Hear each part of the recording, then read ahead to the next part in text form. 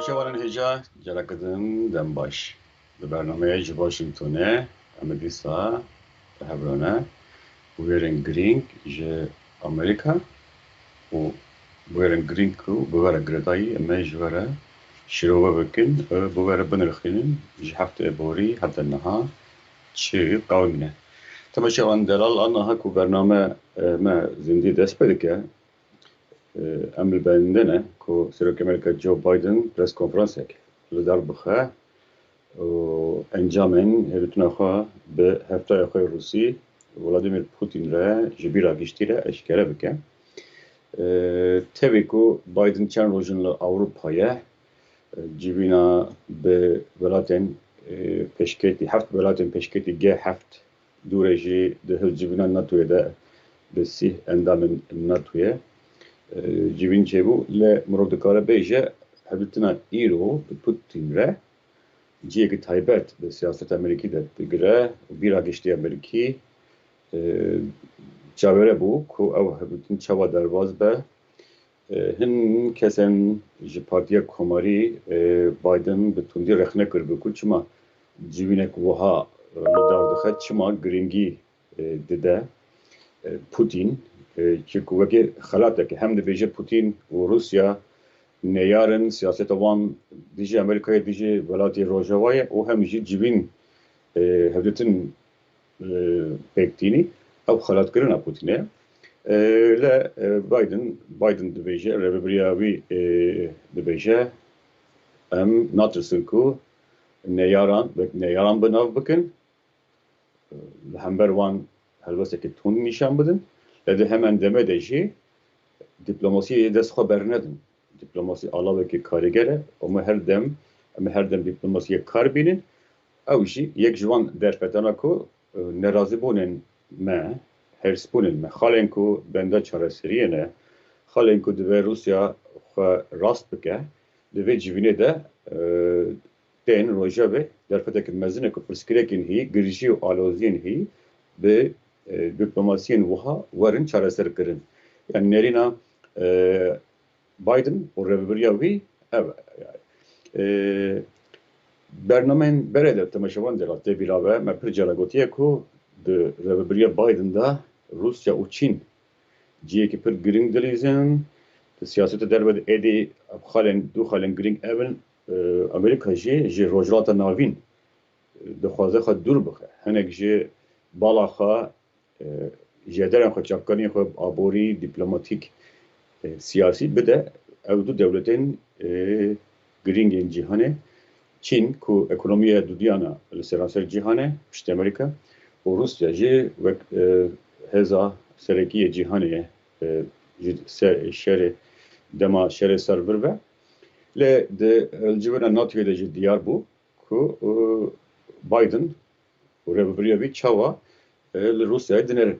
Em veguman di keliyên pêşiya me de pirtir biaxivin û her wiha em çaverene ku Serok Biden jî di civîna ragihandina de biaxive lê ji gotinên Putin mirov dibîne ku her du alî biryar dane ku balyozên xwe careke din bişînin paytextên hevdû. Wekî hûn zanin ji ber girjî û aloziyên hî balyozên her du aliyên hatibûn vekişandin û vegera wan balyozana diyar dike ku hinek dixwazin her du alî jî dixwazin kanalên dîplomatîk bixebitînin hinek mijarê reqbûnê hişbûnê hî nerm bikin li gor gotinên Putin her du alî dîsa lehev kirine ku êrişên internetî êrişên sîberî cyber attacks pêşî li wan êrîşana bikirin. Demen dawiye de sê hefteyên dawiye de Amerika dibe armanca êrişên wî rengî pêşî xeta boriya xeta lûleya gaz ku ji Texasê diçû bakur û bakura rojhilata Amerika hatibû hekkirin çend roj Amerîkî rûbiriyek kemahiya benzînê mabûn buhaya benzînê bilind bûbû û çend roj berê jî karxaneyeke mezin ya goşt bi wî awayî hatibû hekkirin pereyên pir mezin hatibûn xwestin di rewşa yekê de dibêjin $5 milyon pere dan dûre CIA ragihand ku wan ev pere û perên pirtir jî hareketin wergirtine. Lan mirov dikare bêje her du alî dibêjin em bi hev re hevkarî bikin. Amerîka dibêje ew hekir, ew êriş û karên internetî hûna li Rusyayê ne. Dibe ku peyvendiya van bi hikûmeta Rûsî re tune bela Rusyayê ne. Dibe Rusya û Amerîka hevkarî bikin. Putin jî dibêje me li hev kir. Em hevbîr bûn ku divê warê de hevkarî bikin. Lê li Washingtonê mirov dibîne ku yani Biden pir caran pir demokrat bi giştî jî rexneyên tund li serokê berê Donald Trump dikirin ji ber ku hember Putin dengê xwe nake Amerîka radestê Rusyayê kiriye dibe Putin û rêberên wek wî helbestekî tund ji Amerîka bibînin ku bizanin ku Amerîka dor van deng dike. Biden jî bi wan sozana hatibû qesra spî.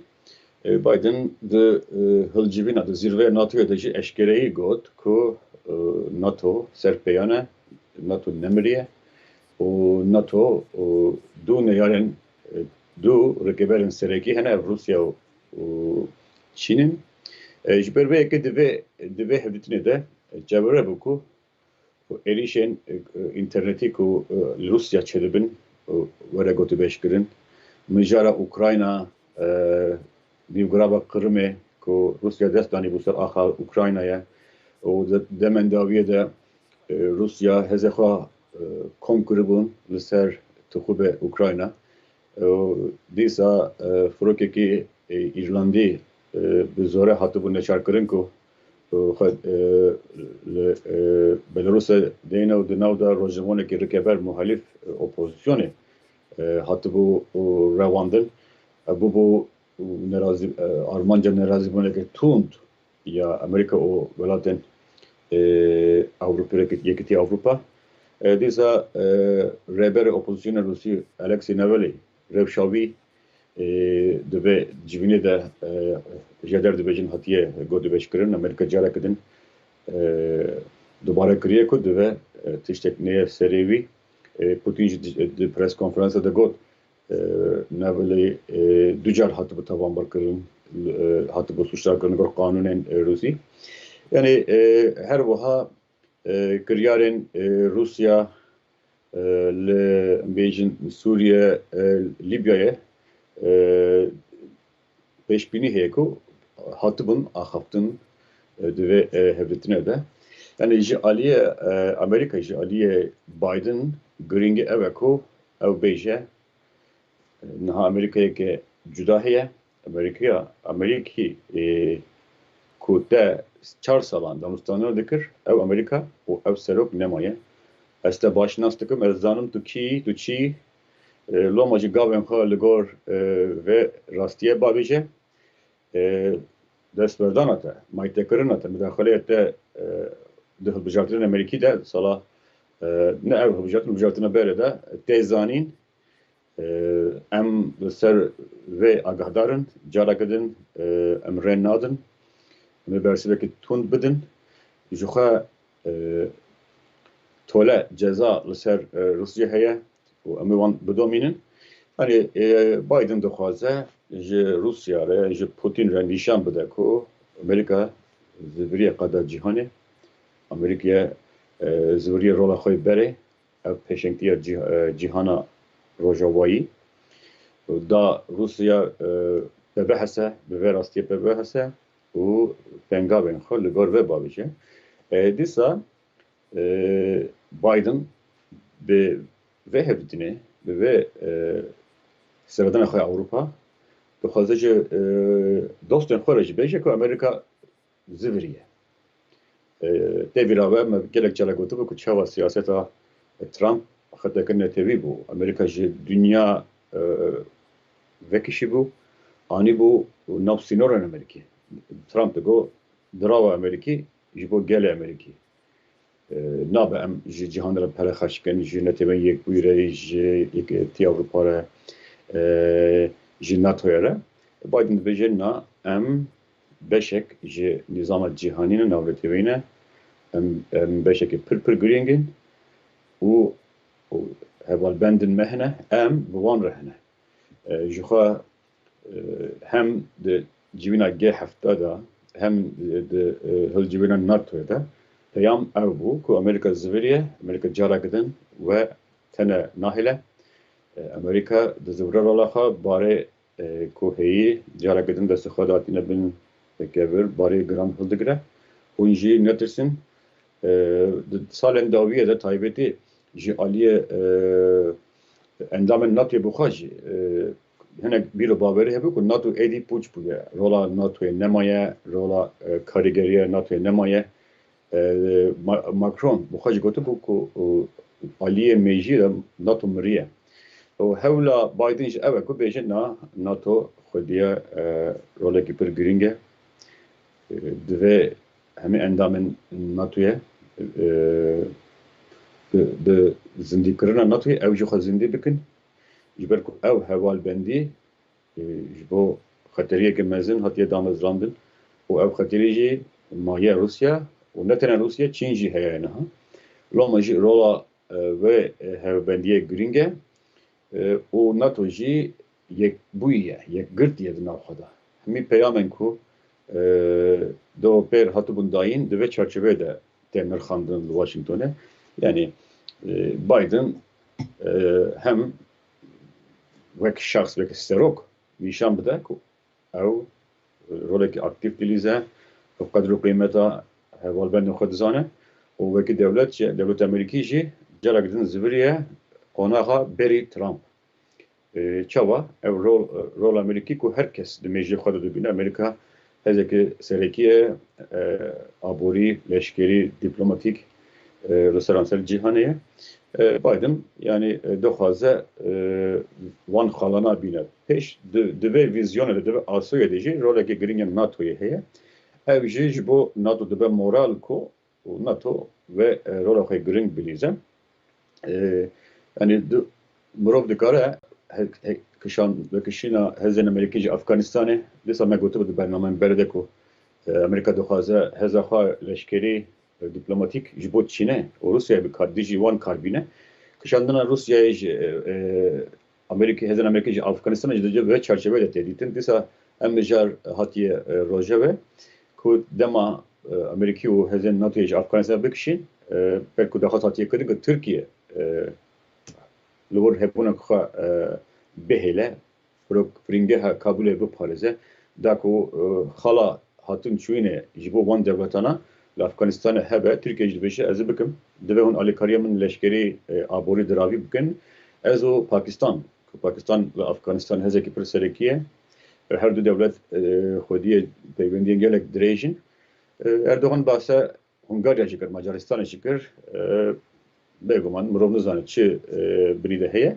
Lê taybetî Tirkiye û Tirkiye jî bi reka Pakistanê yani dixwaze hebûna xwe hebe. Ew jî pirsgirêkek din ye navbera NATO û Rusyayê ji ber ku Efganistan di dîroka Rûsa de ciyekî girîng digire. Loma jî Rusya jî nêzik ve dişopîne ka çi çêdibe çi çênabe. Yani hevdîtina Biden û Erdogan jî pir jî nêzik ve hat şopandin taybetî ne li Amerîka.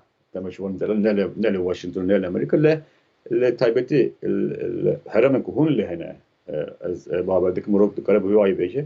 Yani bu xwe çend beşdarên çend bernameyên li Tirkiye ji bo min ev tişt got. Yani li Tirkiye bendewariyekî mezin hebe ku hemî pirsgirêkên Tirkiye bi vê hevdîtinê çareser dibe aborî rewşa aborî baş dibe pirsgirêkên siyasî namîne buharekî nû li Tirkiye dest pê dike. Li me gotibe ku li Washingtonê nêrînek wiha bendewariyek wiha tuniyê pirtir giranî ser hevdîtina Biden bi Putin re ye û du hilcivîna NATO re ye. Baş e devletina Erdogan û Putin de biborin Biden de çi derketine pêş. Çi girîng tişte girîng derketine.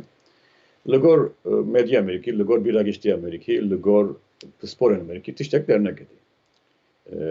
Ji ber ku du xalên girîng ku di navbera Amerîka û Tirkiyeyê de pirsgirêkên pir mezin in ew yek rewşa YPG Hesedê Kurdên Rojava peywendiyê bi wan ku Tirkiye wek xeterî ji xwe re dibîne O tişte dudiyan jî kirîna mûşekên se çarset ji Rusyayê. Di hevdîtinê de ev her du pirsgirêk wekî xwe mane. Hinek kes dibêjin niha dîmena de dibînin ev her du alî wekî heyet hevdû dibînin. Li berî vê hevdîtinê temaşevan de civînekî biçûktur nêzîkî nîv saet hebû. Tenê Biden û Erdogan hebûn. Hinek pispor dibêjin di vê civînê de Biden این خالن کو ناراضیبونا وی یان جی عاجزبونا وی هبو اردوغان را گوتی وک آزادی را گهاندنه گرتنا سیاستوانان رکبر کار آنینا سیستما دادبری وکی چکک دیجی هورکن وی بدن کرنا وان yani keşe ya demokratik bune mafi murovan Biden de beje demokratik bun o mafi murovan du nırxin gelek gringin bingehinin جیگرین وان تونلن او ناین گوهارتن لما جی دبه ناتو و امریکا و ناتو گشتی دبه گرینگی بده ماف مروان و دموکراسیه دوی واری ده جی نهان کس باور دکن yani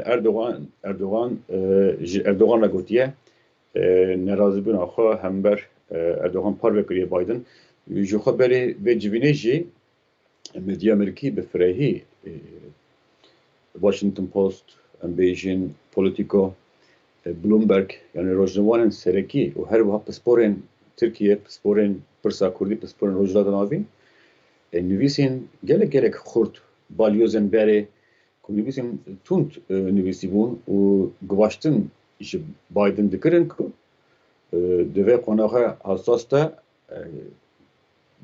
bi daxuyaniyên xwe, bi helbestê xwe Erdogan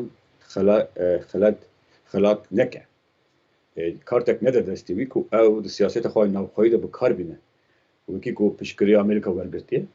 Ji ber ku hem Wezareta Derve Amerika hem saziyên dinya Amerîkî em bêjin saziyên sivîl ku bingehê wan li Amerîkî CPJ, Human Rights Watch ew dibêjin rewşa mafê mirovan li Tirkiye xirabe bi hezara kes hatine girtin li zindanan Tirkiye bûye zindanekî vekîrî biryarên Dagihê Ewropî nayê bi cîanên Osman Kavala Karsazê Xirxas Selahattin Demirtaş Rebere Kurdan Ömer Faruk Gergerlioğlu parlamenter HDP o doza girtina HDP yani dibêjin ev tiştên wiha mijarên wiha giringin divê Biden helbestekî tund ji Erdoğan'a nîşan bide Kongres jî tê birave divê bernameyê de me çend cara jî gotibû Kongres hem civata jêrîn hem civata jorîn civata nûneran û civata senatoran û hem jî her du partî bi hev re name nivîsbûn çend caran ku dixwastin helbestekî tund ji rêveberiya Biden hebe dijî rêveberiya Erdoğan. Yani divê civînê de niha bawerî heye ku di beşa yekê de Biden ew nerazîbûna xwe ew acizbûna xwe ji Erdoğan re gotiye. Lê ji ber ku civîna NATO'ye o giringî Amerika jî dayîna weneyekê wiha yekbûnê bû pirtir peyam giranî li ser vê yekê ma yani zindîkirina NATO'ye vejandina NATO'ye loma jî li pêş kamerayan tişt naye gotin lê Amerika ji xwe diyar kiribû ku peyvendiya we bi Kurdên Sûriyê bidome berî çend hefte heyetekê baye bilind çûbû li Herêma Bakur û Rojhilata Sûriye bi General Mazlum Abdî û Kurdistên rêveberên bilindiyên mesede peyivî bûn. Ew ji xwe diyar de bû ku rêveberiya Biden danûstandina peyvendiya xwe bidomîne. û mesela yani Tirkiye Erdoğan jî dibêje nabe ku terorîst baş terorîst xirab lê gotinên Erdoğan ji me re bere de em dibêjin bersiv nabînin ji ber ku civata giştî bi çavekî din li Kurdadînerin ne bi çavê Tirkiye û mirov dikare bêje ku yani bendevariyek ji aliyê Tirkiye ku Amerika peyvendiya xwe bi Kurdan re qut bike ew yek ne realîst bû ne rastbîn bû û pek jî nihat û mijara S-400 jî Amerika xetekî sor danîbû divê hûn çareyek bibînin vê sîstemê aktif nekin ji destê xwe derxînin yani Tirkiye jî dibêje na pirsgirêkên hêyî hatine paşxistin yani çareseriyek نهات پیدا کردن جوخا پیدا کردن وان چارەسەریە ji ne hesane ji ber ku yek ji wan aliyana dibe helbest xwe bigarîne belke dibêje tekoşîna me dijî Daişê dido me hesede hevkalekî giring e dabînkirina misogerkirina ewlehiyê li wan heraman rizgarkirî giringin ji nava avakirin giringin dibe gel bizivirin ciyê warên xwe û S-400 jê dijî sîstema me yên NATO'ye û niha jî carek din pêgiriya xwe bi NATO Amerîka dubare dike ku NATO gelek giring e Loma dibêje nabe ku ev S-400 di sistema NATO'ye de were kar anîn devletekî endama NATO'ye vê sistema kar bîne Loma di rojên pêşiya me de li vir bendewarî ev e ku givaştirên ser Tirkiye taybetî di barê S-400 de hîn zêdetir be ji ber ku yani Tirkiye nikare bi vî awayî bidomîne heta niha ji ber em bêjin lavazbûna rola Amerîkî di 4 salên borî de Türkiye ji xwe re xebitand li gor pisporên Tirkiye. Carna endamûra NATO'ya ji xwe re xebitand dijî Rusya. Carna Rusya dijî NATO Amerîka bi kar anî. Lê niha Amerîka helbest xwe dijî Rusyayê tundtir dike, zeraltir dike. Tirkiye jî neçar dimîne helbest xwe nîşan bide.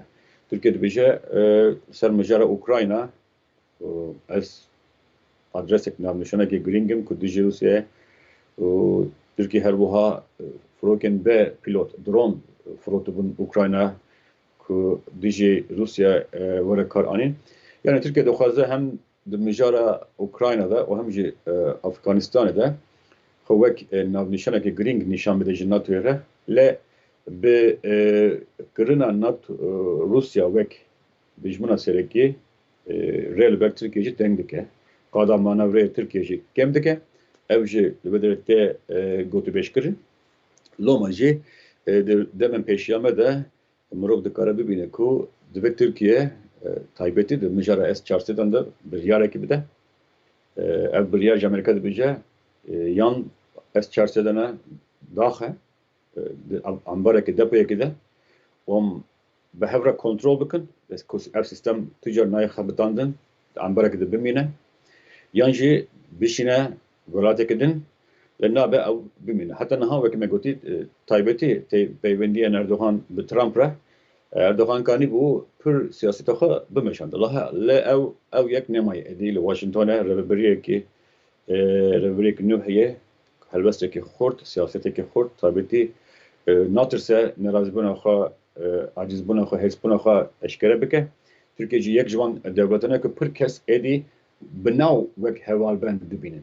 Ne ji cewher da ne ji rastiyê de navereke de loma jî di demen pêşiya me de dibe rojên hîn dijwartir li benda Tirkiye bin ji ber ku Amerîkî çaverena Tirkiye gavan babêje tenê ji ber ku ev civîna NATO'ye rojev cuda bû lê pirsgirêkên serekî ku nerazîbûn çêkirine hîn bendê çareserkirinê ne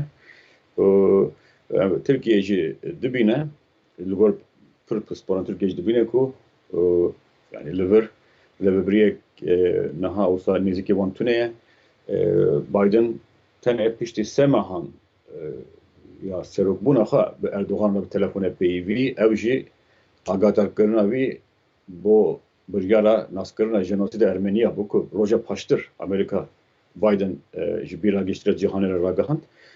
Obama dema bû bi serok Türkiye yek ji wan welatana bû ku seredana yekê pêşîn Obama derxist bû an Obama Tirkiye wek modela cîhana İslamiya demokrat nîşan da bû. Parlamento axivî bû û Trump jî ji xwe wan hemî zanin tekîlê Trump û Erdogan.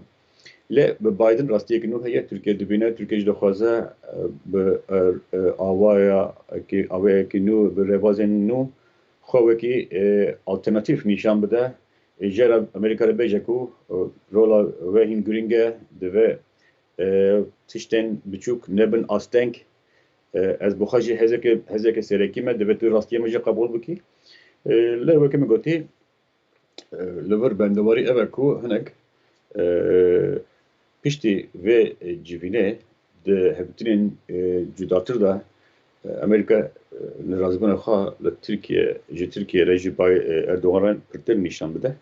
Yani divê civîna Erdogan de jî mirov dikare bêje ev xalen giring derkit. Yani ji alî Amerika be hevzinek ji rêzê bû di çarçovê hilcivîna NATOyê de ji aliyê Tirkiye hêviyeke mezin hebû ku destpêkekî nû were kirin û Tirkiye wekî berê li gor dilê xwe siyasetê bike. Lê niha tiştekî dî jî heye temaşevanên delal. NATO û hizir dike, pêdaçûnê dike ku endamên nû wergire. Ukrayna û Gurcistan. Ukrayna û Gurcistan du dewletên Sovyetê berê ne.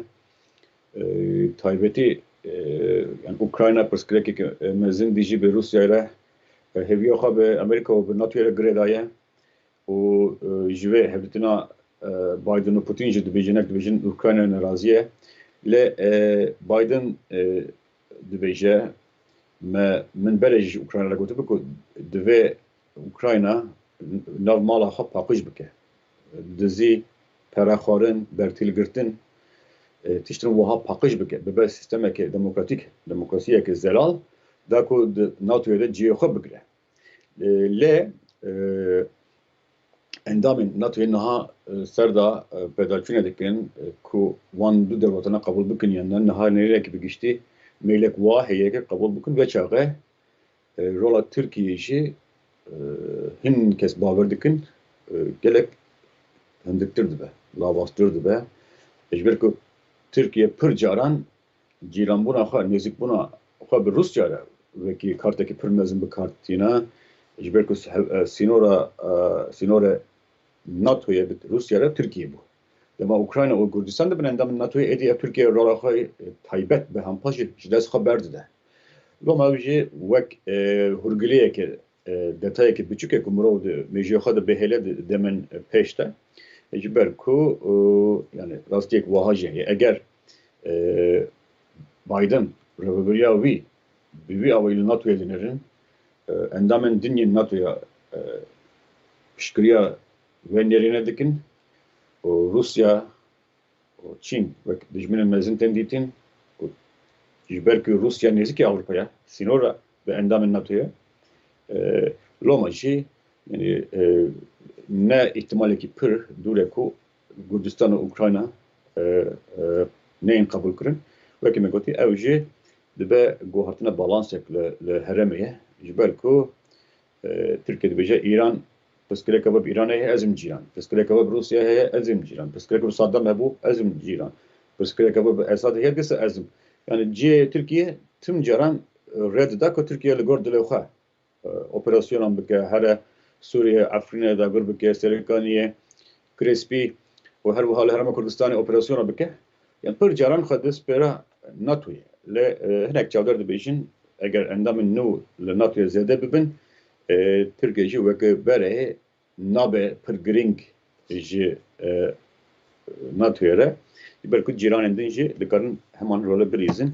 Temaşa min delal yani pirtir tevî ku divê bernameyê de em hez dikin pirtir rojava navxweyî bi were binirxînin. Lê hûn jî zanin ev seçar rojên dawî tiştên gelek giring çedibin ku derve Amerîka. Loma jî giraniya me divê bernameyê de bêguman li ser wan bû. Em niha çaverene ku her kelî Serok Biden civîneke ragihandinê li dar bixe û tiştên ku wî anîne pêş wî bi Putin li axifîne berdewam bike. Yani vekî din jî xalen dirîng ji nav Amerîkaçiye bi Kurtî jî were bêjim paketekê binêsazî hebû hûn zanin Serok Biden dixwast demokrat û komarî li hev birin. Demokrat dibêjin ew qas me hewl daye hewl me bi ser neketiye komarî nêzik nabin komarî naxwazin bimere kar bikin komarî dixwazin ajenda Serok Biden pûç bikin naxwazin hevkarî bikin.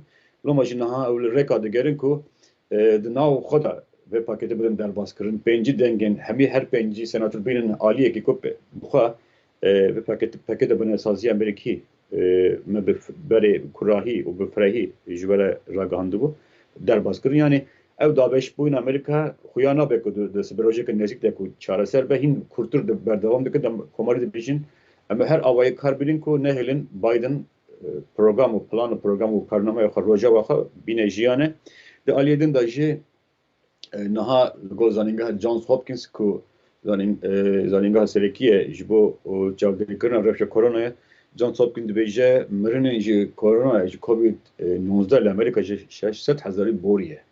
Ev jî ew hejmar ji hindakirina Amerîkî di şerê Vietnamê şerê cîhanê yekê û şerê cîhanê duyê zêdetir bi hemî bek ve nagêjin ve armanca yani ve hejmarê 600,000 kes heta niha herî hindik ji korona mirine û rêjeya vaksînkirinê jî bi berdewamî dikeve.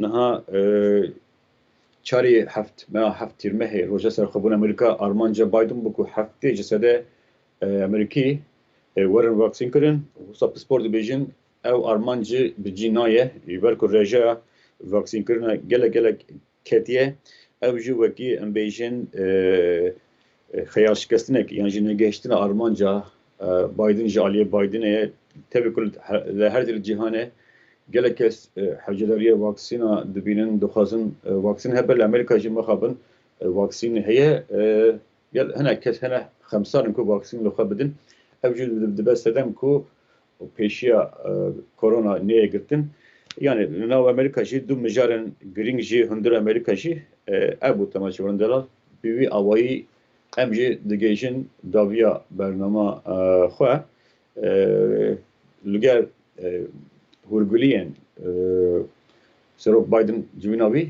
me de bernameyên pêşiya me de ji ber şîrove bikin ji ser malpera dengê Amerîka em jî rûpelên neyên Facebook em ve agadar bikin hûn ê pirtir bizan ka çi çedibe lê di çarçoveye giştî wiha ye yani li Washingtonê çarçoveye giştî di vê ku me ji ber bas kiriye heta çarşema were rojekê xweş û geş dixwazin ser navê em ê hevkaran ji ber ku civîn berdewam dikir di dema destpêkirina bername de me jî bi lêzû bezî xwest ji ber ragihînin hevîdaran bername dilê ve bû biminin dê xerê xweşiyê de bi xatirê we